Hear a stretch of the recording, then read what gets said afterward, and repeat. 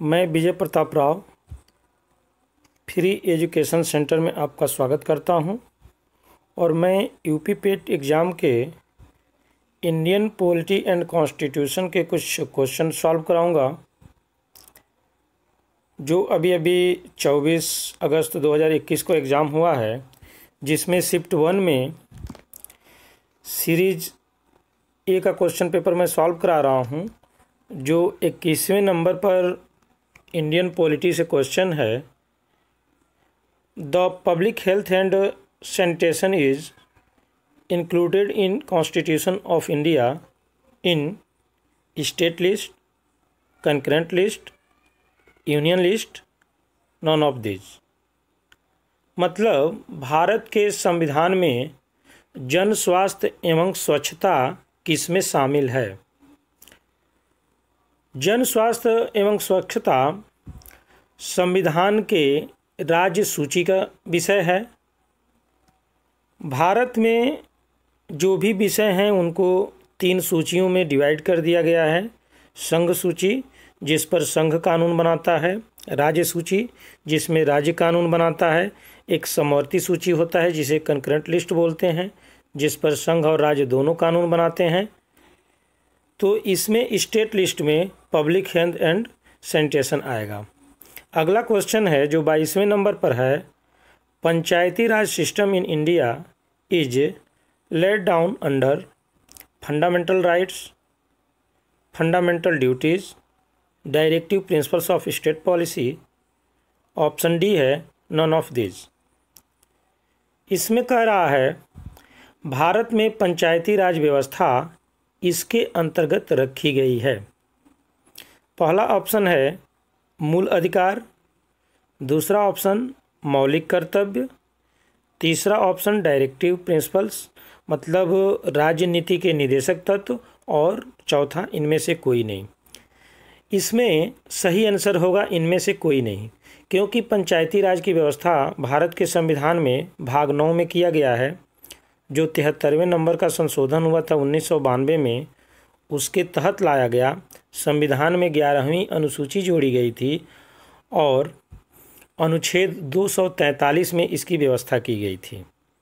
तो यहाँ पर अगर यह क्वेश्चन करता कि पंचायतों के गठन के लिए आधार कौन सा है, तो इसमें directive principles of state policy आ जाता, राज्य नीति का निदेशक तत्व।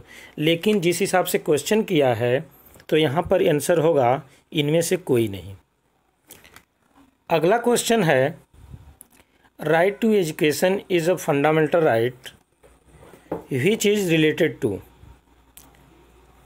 ऑप्शन ए है article 21A, option B article 19, C है आर्टिकल्स 29 एंड 30, ऑप्शन डी है नॉन ऑफ दिस। इनमें से कोई नहीं।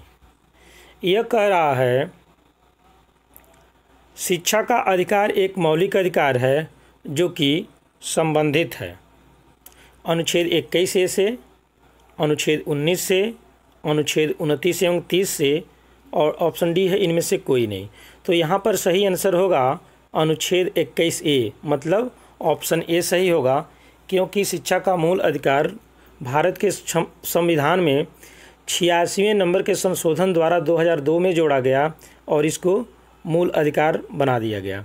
इसके पहले इसकी व्यवस्था DPSP में अनुच्छेद 45 में था, जिसमें राज्य को निःशुल्क और अनिवार्य शिक्षा देने की बात कही गई थी, जिसको बाद में मूल अधिकार में डाल दिया गया। अगला क्वेश्चन है जो 24 नंबर पर है। Who among the following moved the objective resolution in the constituent assembly. Jawaharlal Nehru, Mahatma Gandhi, BR Ambedkar, option D BN Rao.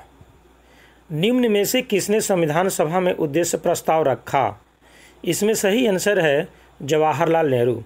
Jawaharlal Nehru ने 13 दिसंबर 1946 को ऑब्जेक्टिव रिजोल्यूशंस लाए थे और यही ऑब्जेक्टिव रिजोल्यूशन यानी उद्देश्य प्रस्ताव 22 जनवरी 1947 को पास हो जाता है और आगे चल कर के संविधान का प्रस्तावना का रूप लेता है।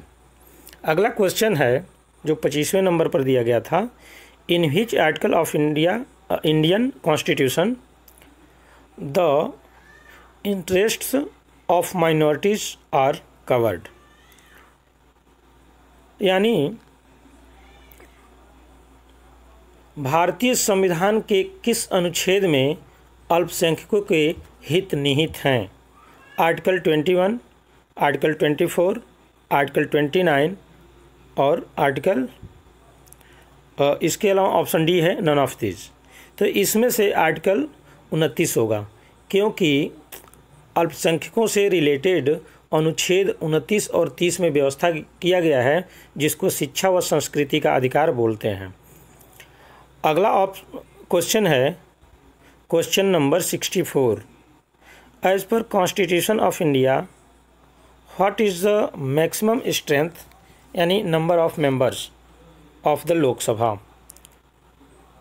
लोकसभा में अधिकतम कितने सदस्य संख्या हो सकता है? यहाँ पर ऑप्शन में है 530, 540, 550 और 552। तो भारत के संविधान में लोकसभा में मैक्सिमम 552 सदस्य संख्या हो सकता है, जिसमें से 530 राज्यों से होते हैं, 20 केंद्र शासित प्रदेशों से और 2 एंग्लो इंडियन के लिए व्यवस्था किया गया है। जबकि 530 राज्य से आते हैं और 13 सदस्य ही केंद्र शासित प्रदेश से आते हैं, और जो 2 एंग्लो इंडियन आते थे अनुच्छेद 331 के तहत फ़िलहाल उन पर ब्रेक लगा दिया गया है। तो वर्तमान में 543 ही सदस्य लोकसभा में आते हैं, मैक्सिमम 552 हो सकते हैं। इस तरह से आप लोगों का पेट में जो भी इंडियन पॉलिटी और कॉन्स्टिट्यूशन से सवाल आए थे उसको मैंने सॉल्व किया। इसके बाद फिर से अगले सीरीज़ को लेके आएंगे, यानी सीरीज़ बी में क्या क्वेश्चन थे। और आप लोगों को अगर वीडियो पसंद आए तो प्लीज़ लाइक करें, शेयर करें, सब्सक्राइब करें। धन्यवाद।